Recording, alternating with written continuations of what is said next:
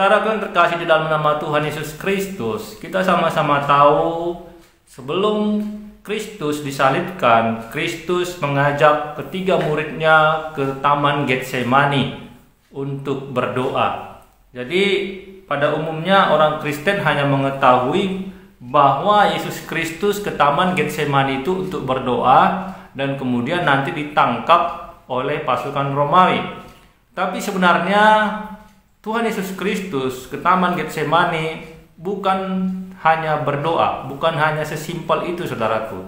Tuhan Yesus Kristus mengajarkan kepada kita tentang pelajaran yang sangat berharga, tentang bagaimana kita menghadapi pertempuran dalam kehidupan ini, ya. Karena sebenarnya Taman Getsemani itu adalah medan pertempuran antara sisi kemanusiaan Yesus Kristus dengan sisi keilahian Yesus Kristus, di mana Tuhan Yesus Kristus sudah tahu bahwa waktunya sudah tiba. Tuhan Yesus Kristus sudah tahu bahwa waktunya dia akan ditangkap, diadili, dan akan disalibkan. Tuhan Yesus Kristus sudah tahu. Untuk itu sisi kemanusiaannya seperti manusia normal biasanya mengalami kecemasan, mengalami kekhawatiran, mengalami tingkat stres yang luar biasa. Hal itu bisa kita lihat di dalam Matius 26 ayat 38. Matius 26 ayat 38. Lalu katanya, sini kata Yesus kepada mereka, hatiku sangat sedih, seperti mau mati rasanya. Tinggallah di sini dan berjaga-jagalah dengan aku.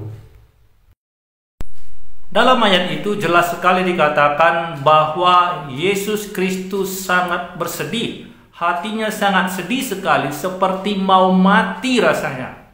Jadi pada saat di Taman Getsemani, Tuhan Yesus Kristus sudah merasakan bagaimana penderitaan itu.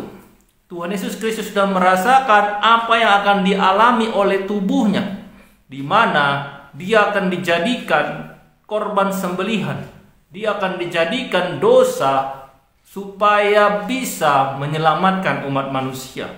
Ya, Tuhan Yesus Kristus dijadikan dosa, padahal Tuhan Yesus Kristus tidak berdosa. Dia suci, dia kudus. Tetapi oleh karena karya penyelamatan, supaya manusia-manusia yang telah jatuh ke dalam dosa ini bisa memperoleh hidup yang kekal, seperti janji firman-Nya dalam Yohanes 3:16, maka Tuhan Yesus Kristus menerima dirinya untuk dijadikan korban sembelihan. Itu yang makanya dirasakan Tuhan Yesus Kristus, dia seperti mau mati rasanya, padahal dia belum mati. Itu adalah sisi kemanusiaan. Siapapun yang akan dijatuhi hukuman mati, dia pasti merasakan kecemasan, kesetresan, yang tingkat kesetresannya itu sangat-sangat tinggi. Ya, tingkat ketegangannya itu sangat luar biasa. Ya, Tuhan Yesus Kristus dijadikan dosa oleh karena pelanggaran kita, seperti yang tertulis dalam kitab Korintus berikut ini. 2 Korintus 5 ayat 21. Dia yang tidak mengenal dosa telah dibuatnya menjadi dosa karena kita, supaya dalam dia kita dibenarkan oleh Allah. Nah, setelah Yesus Kristus menerima beban dosa itu, setelah Tuhan Yesus Kristus menerima tanggung jawab itu untuk mati menggantikan manusia, berarti kekudusan Tuhan Yesus Kristus telah dicemari oleh dosa. Dan inilah membuat Tuhan Yesus Kristus merasa sedih. Kenapa? Karena Tuhan Yesus Kristus telah kehilangan persekutuannya yang intim dengan Bapa. Sejak awal kekekalan, Tuhan Yesus Kristus tidak pernah berpisah dengan Bapa sampai detik dia ke Taman Getsemani.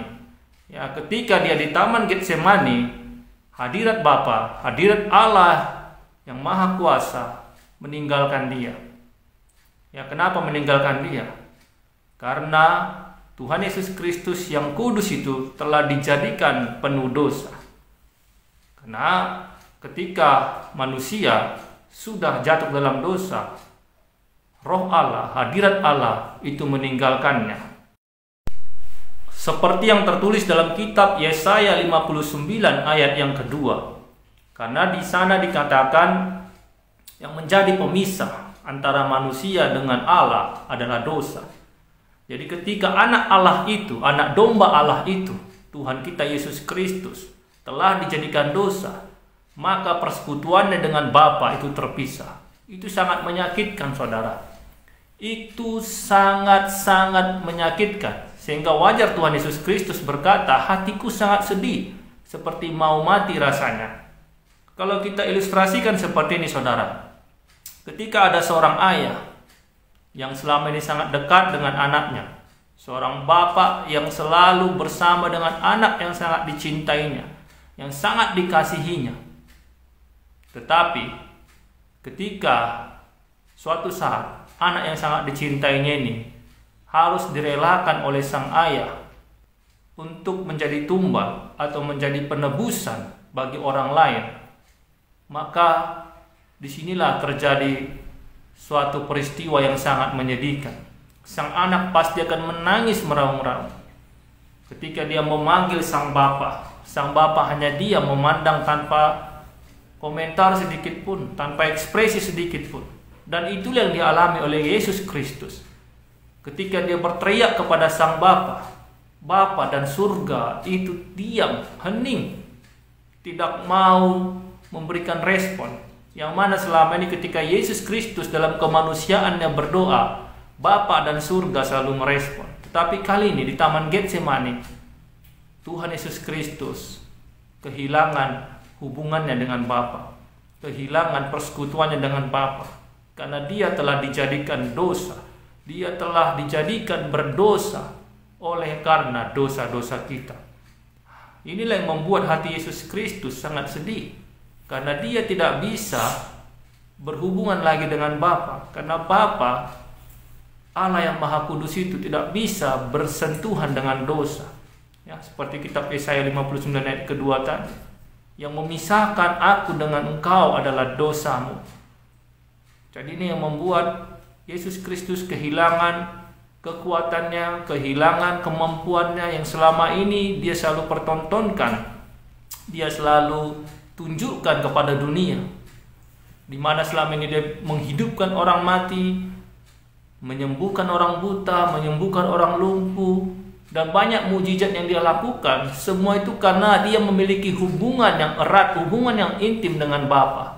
Tapi kali ini di Taman Getsemani dia kehilangan semua itu demi cintanya kepada ciptaannya, yaitu manusia, supaya manusia yang telah berdosa ini memperoleh hidup yang kekal.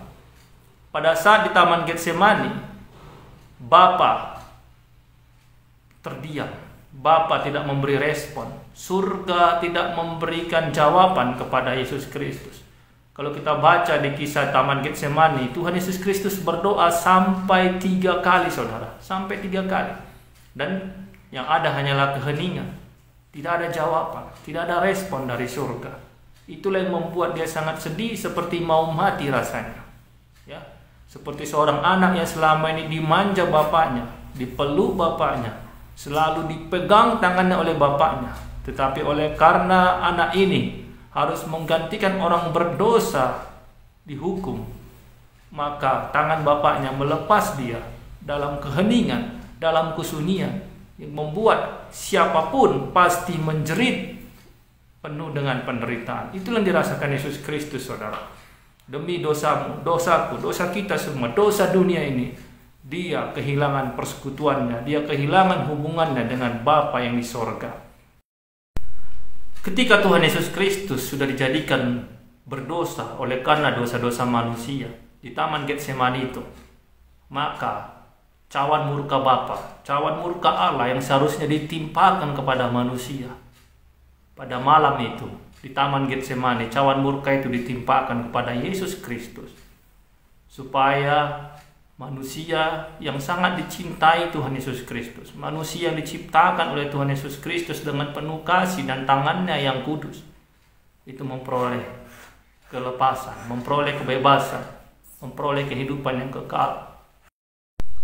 dalam Matius pasal 26 ayat 39. Karena cawan murka itu sudah dicurahkan kepada Tuhan Yesus Kristus. Ya, kita tahu murka Allah itu sangat luar biasa. Murka Allah itu berisi kebinasaan, kepunahan, kematian kekal. Sehingga itu sangat mengerikan. Dari sisi kemanusiaan Tuhan Yesus Kristus, dia berteriak, berkata, "Ya Bapa, sekiranya mungkin, lalukanlah cawan ini daripadaku. Jangan timpakan cawan ini kepada aku, Bapa." Itu sisi kemanusiaannya, sisi dagingnya, ya. Karena kita tahu daging ini lemah, tapi sisi keilahiannya, sisi rohnya yang kudus berkata, "Tapi jadilah kehendakmu di atas kehendakku." Inilah saudaraku, inilah dialami Tuhan Yesus Kristus di Taman Getsemani, di mana ada pertarungan, ada pertempuran batin yang sangat hebat dari sisi kemanusiaan dan sisi keilahiannya, di mana sisi dagingnya, sisi kemanusiaannya berusaha untuk menghindari cawan murka itu, karena dia tahu cawan murka Bapa itu sangat mengerikan. Tapi sekali lagi, karena cintanya yang begitu besar akan dunia ini, maka sisi keilahiannya, rohnya berkata, "Tapi jadilah kehendakmu Bapa." Karena itulah rencana Allah mengorbankan dirinya untuk menyelamatkan umat manusia. Dia menerima semua cawan murka Allah yang seharusnya diberikan kepada ciptaannya, tetapi dia tanggung sendiri, karena hanya dia yang mampu menanggung itu. Hanya dia yang mampu menerima cawan murka Allah. Tidak ada manusia manapun, bahkan para nabi pun tidak mampu menerima cawan murka Allah. Hanya dia, anak domba Allah yang maha kudus, yang maha kuasa. Jadi pada saat di Taman Getsemani terjadi pertempuran roh, pertempuran batin yang luar biasa. Di mana kalau di Taman Getsemani Tuhan Yesus Kristus mengikuti keinginan dagingnya, maka tidak akan ada keselamatan bagi kita. Tidak akan ada hidup yang kekal bagi kita. Tetapi sekali lagi, dagingnya memang lemah, dagingnya memang menolak, tetapi rohnya kuat, rohnya taat, rohnya menurut kepada kehendak Bapanya yang di sorga. Itulah yang terjadi, saudaraku. Sehingga di Taman Getsemani itu, saudara, Tuhan Yesus Kristus mengalami sebuah peristiwa medis, yaitu hematidrosis. Ya, sebuah peristiwa di mana pembuluh darah yang ada di jaringan kulit itu pecah akibat tingkat stres yang sangat tinggi, akibat kecemasan yang sangat tinggi. Ini bukan sebuah ilustrasi, tapi ini adalah fakta yang bisa dijelaskan dalam ilmu kesehatan.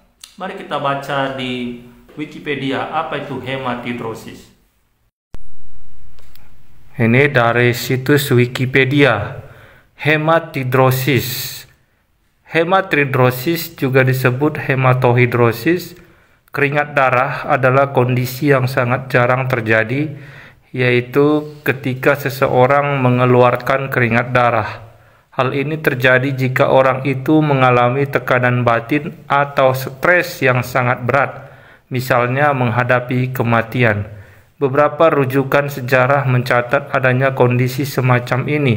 Yang terkenal adalah 1. Tulisan Leonardo da Vinci mencatat mengenai seorang tentara yang berkeringat darah sebelum perang dan orang-orang yang secara tak terduga dijatuhi hukuman mati. 2. Tulisan di Injil Lukas dalam Alkitab Kristen bahwa ketika Yesus berdoa di Taman Getsemani beberapa saat menjelang penangkapan yang berlanjut dengan hukuman penyaliban, mengalami hematidrosis. Yesus sangat ketakutan dan makin bersungguh-sungguh berdoa. Peluhnya menjadi seperti titik-titik darah. Menurut Frederick Zugibe, mantan Chief Medical Examiner di Rockland County, New York, kondisi ini dijumpai juga pada zaman sekarang. Istilah klinisnya hematohidrosis dapat dijabarkan di sekitar kelenjar keringat ada banyak pembuluh darah yang membentuk jaringan seperti jala. Dengan tekanan tinggi akibat stres, pembuluh darah ini menciut Setelah kecemasan berlalu, pembuluh darah akan mengembang sampai pecah. Darah akan mengalir ke dalam kelenjar keringat. Pada saat kelenjar kering menghasilkan banyak keringat, darah itu akan didorong ke permukaan yang keluar sebagai titik-titik darah yang bercampur dengan keringat. Dalam kuliahnya mengenai kain kafan dari Torino, Dr. Zugibe menyatakan kecemasan batin yang berat mengaktifkan jaringan saraf simpatetik untuk membangkitkan fight or flight reaction, reaksi melawan atau lari, sampai suatu tingkatan yang menyebabkan pecahnya pembuluh darah yang memberi suplai ke kelenjar keringat, sehingga darah masuk ke dalam pipa kelenjar keringat dan dikeluarkan ke permukaan kulit. Meskipun hematidrosis dilaporkan terjadi dari keadaan medis yang jarang dijumpai, adanya takut yang berlebihan menjadi penyebab sejumlah kasus yang dilaporkan terjadi, termasuk 6 kasus orang-orang yang dijatuhi hukuman mati. Satu kasus yang terjadi saat pengoboman kota London pada waktu Perang Dunia Kedua. Satu kasus saat ketakutan akan diperkosa, dan juga ketakutan menghadapi angin ribut saat berlayar, dan sebagainya. Dampaknya pada tubuh adalah rasa lemah dan kehilangan air, dehidrasi ringan sampai menengah dari kecemasan berat, serta kehilangan darah dan keringat. Jadi dalam Lukas 22 ayat 44, saudaraku, Tuhan Yesus Kristus mengalami hematidrosis, di mana keringatnya jatuh seperti tetes-tetes darah. Artinya apa? Artinya sebelum hari penyaliban, Tuhan Yesus Kristus sudah mengalami penderitaan, di mana semua pembuluh-pembuluh darah yang ada pada jaringan kulitnya pecah, sehingga darah itu menyatu dengan air yang ada dalam tubuhnya dan keluar melalui tetes-tetes keringat dan air mata. Sangat mengerikan.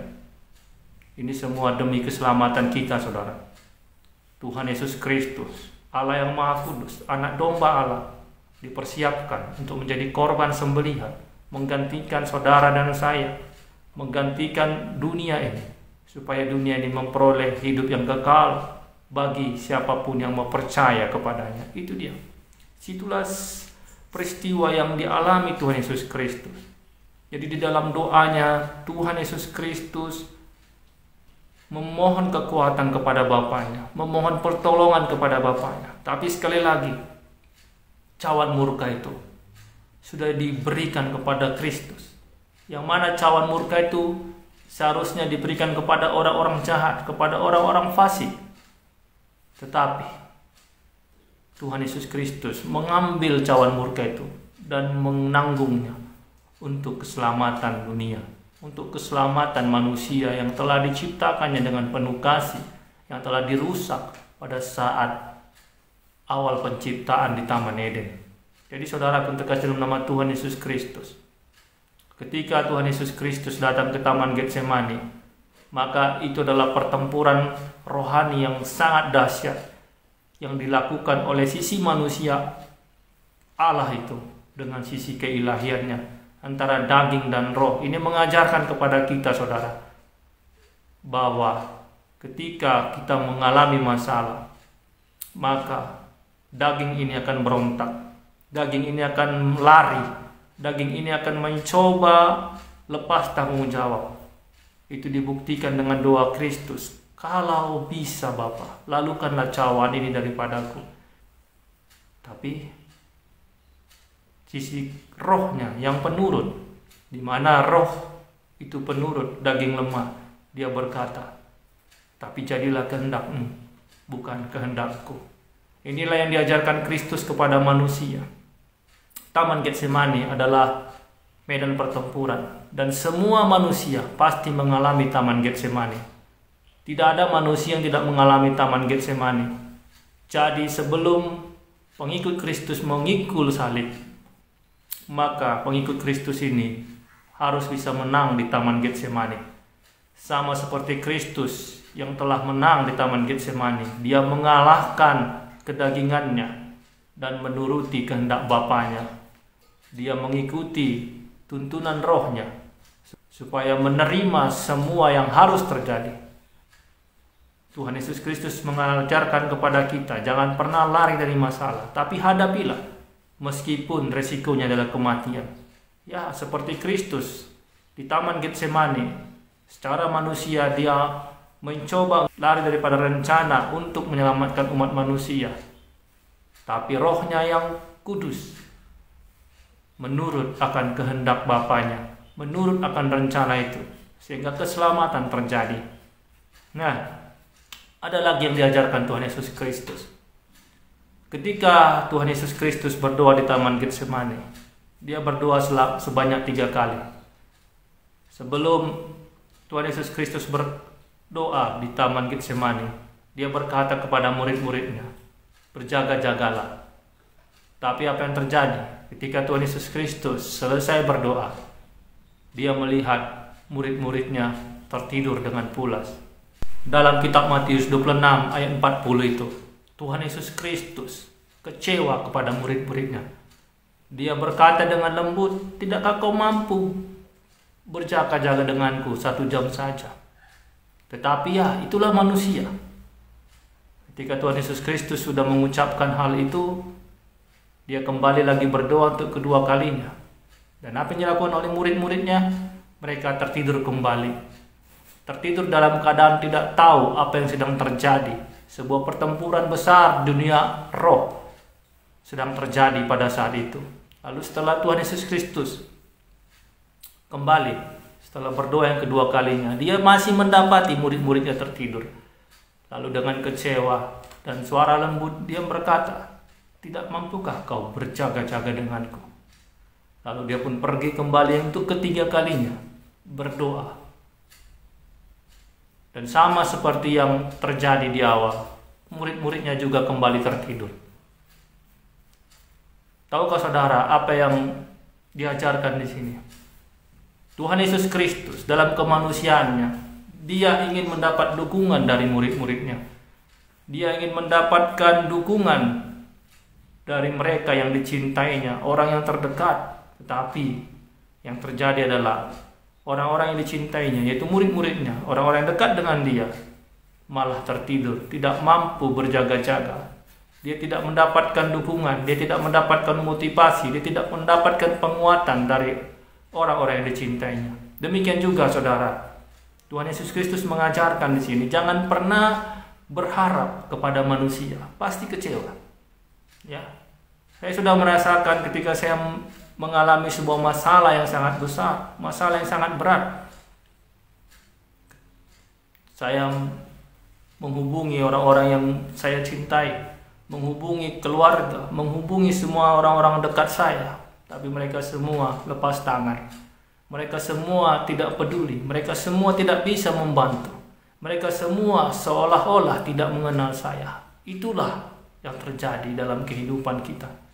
Makanya saudaraku, banyak manusia yang tidak mampu bertahan dalam masalah. Ya, di awal tahun 2025 ini kita disuguhkan oleh berita-berita manusia-manusia yang mengakhiri hidupnya dengan cara yang tragis. Karena mereka tidak mampu dihajar oleh masalahnya, mereka tidak mampu menghadapi persoalan-persoalannya, dan sehingga mereka putus asa. Itu yang diajarkan Tuhan Yesus Kristus di Taman Getsemani, di mana Tuhan Yesus Kristus mengajarkan kita semua, ketika ada masalah, ketika ada persoalan yang berat, maka orang-orang kita cintai, orang-orang yang dekat sama kita selama ini, pasti akan menghindar. Tidak ada yang bisa, bahkan Sang Bapa juga terdiam. Tetapi Tuhan Yesus Kristus mengajarkan, tetaplah maju, tetaplah berjalan sesuai dengan rencana awal. Jangan pernah mundur, jangan pernah putus asa, jangan pernah kalah. Karena itu semua pasti akan bisa kita lalui. Itu Tuhan Yesus ajarkan di Taman Getsemani. Walaupun murid-muridnya, yang orang terdekat dengannya, orang-orang yang paling dikasihinya, tidak bisa memberikan motivasi, tidak bisa memberikan bantuan moral semangat kepada Yesus Kristus. Bahkan murid-murid tidak tahu apa yang sedang dialami Tuhan Yesus Kristus. Tingkat kecemasan yang luar biasa, stres yang luar biasa. Sehingga Alkitab mencatat keringatnya dan air matanya sudah berubah menjadi darah akibat hematidrosis tadi.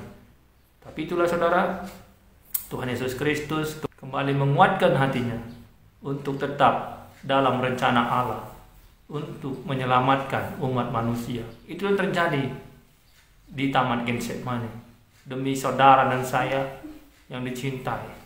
Untuk itu saudaraku terkasih dalam nama Tuhan Yesus Kristus, lihatlah betapa baiknya Tuhan. Jangan pernah bermain-main lagi dengan dosa. Dosa itu mengakibatkan kematian. Dosa itu mengakibatkan kebinasaan. Dan Tuhan Yesus Kristus telah mengambil kebinasaan itu, telah menerima cawan murka Allah itu yang seharusnya ditimpakan kepada kita, supaya kita memperoleh hidup yang kekal. Terimalah Tuhan Yesus Kristus dengan sungguh-sungguh. Bertobatlah. Jangan lakukan lagi kejahatan. Jangan lakukan lagi dosa.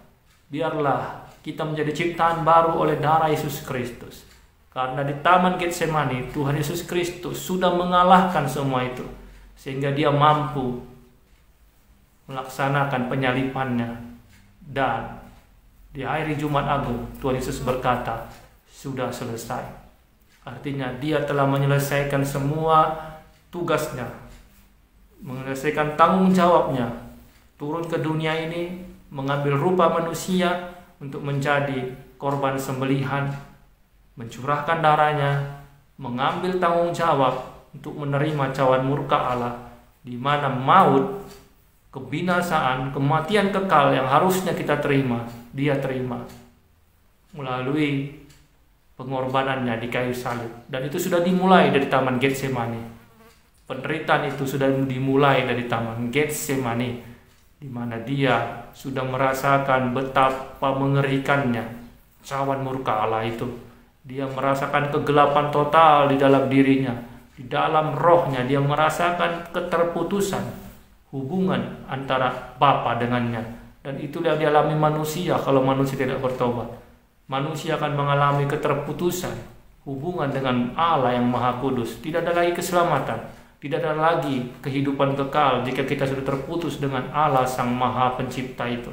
Untuk itu saudaraku terkasih dalam nama Tuhan Yesus Kristus, sekali lagi saya mengajak saudara, mari terimalah Yesus Kristus sebagai Tuhan dan Juru Selamatmu.